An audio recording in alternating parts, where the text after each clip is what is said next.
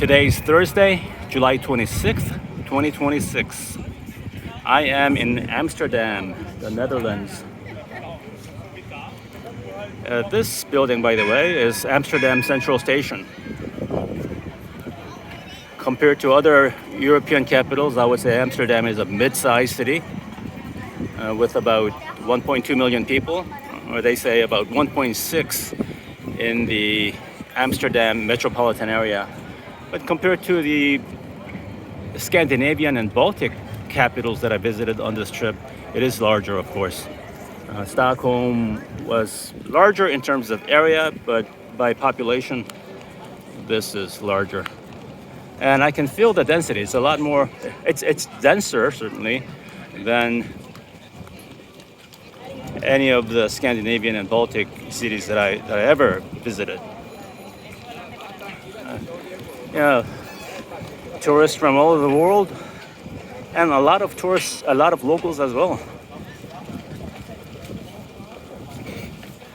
and a lot of bicycles. You don't see it so much here, but I've been walking around for 2 hours, and some places you go, there are just so many bicycles that you can really feel, and you understand when they say there are more bicycles than people in Amsterdam. So since the population of Amsterdam is 1.2 million, I guess there are more than 1.2 million bicycles. And you feel it because there are more bicycles than pedestrians. Yeah. There are a lot of canals here, dug back in the 17th century. You just saw one there, but there are, if you walk around, I mean, you can't, it's impossible to not cross, hello, a canal, not cross a bridge over a canal. If you walk for 5 minutes or less, there are that many. There are 165 canals in all in the city. The city of Amsterdam is composed of 90 islands, I heard. They're man-made islands by digging canals. And the canals were dug back in the 17th century in order to provide defense, transport goods for trade, and probably most importantly to drain water, because this city is sitting on very swampy clay soil. And the old buildings were built on wooden poles dug deep into the ground. For example, the Royal Palace, which is not far from here, but I can't capture the video, is sitting on, I think, 13,600 wooden poles. Yeah.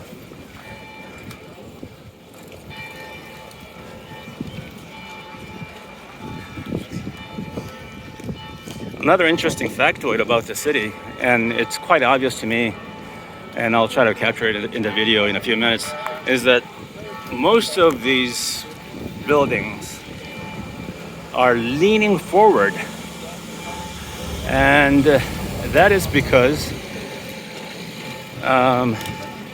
leaning forward, and it has a hook on top, and I'll show it to you a little later, because it's easier to see when you walk into these narrow alleys. Anyway, back in the 17th century, the property taxes were based on the street frontage or the length of the house, or would it be the width of the house that faces the street. So in order to save money, to pay less taxes, people built their houses really narrow. And they were narrow, so everything else was narrow, such as a staircase. And it was, the staircases were so small that they couldn't, it was so narrow that they couldn't transport furniture or anything large upstairs. So they had to transport them outside and they use those hooks.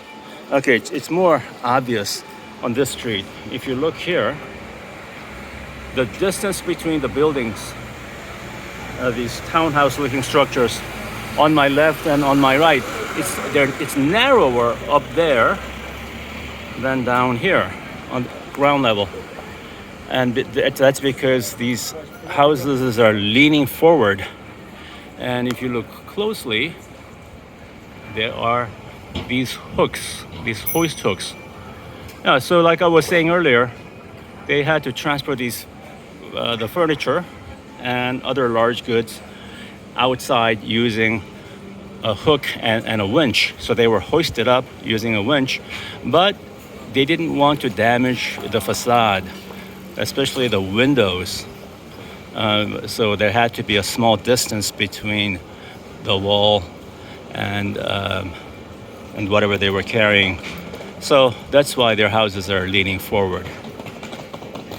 Anyway, this is a very inviting city. It's really fun to walk. And there are cobblestone streets, there are set stones, bricks, people from all over the world, different sounds. People watching is fun. A lot of commercial activity, a lot of construction. Anyway, that's about it. I think I'm gonna go have lunch now. So everybody have a great day. Bye bye.